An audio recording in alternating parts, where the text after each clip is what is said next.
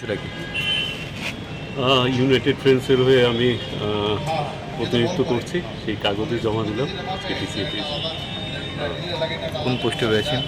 না, পোস্টের ব্যাপার তো এখনও আসবে না, আজকে জাস্ট খালি প্রতিনিধি হিসেবে আমি আমার কাগজ জমা করলাম, এরপর দেখা যাবে।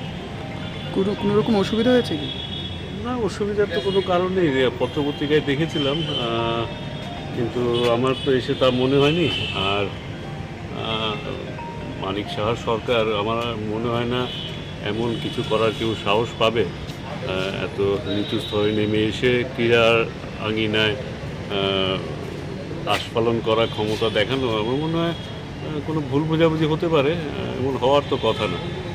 এত নিচে নেমে এই সরকারের আমলে কোথাও কোনো ক্রীড়ার আঙ্গনে হোক, সাংস্কৃতিক আঙিনায় হোক, এমন ধরনের কিছু হবে বলে আমার বিশ্বাস হচ্ছে না।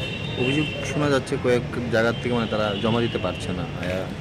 না, আমিও এসে শুনেছি কয়েকজন তো আমার সঙ্গেও এসে জমা দিয়েছে, এখন পর্যন্ত আমার চোখে তো পড়েনি, তবে শুনেছি, কিন্তু আমার চোখে পড়েনি।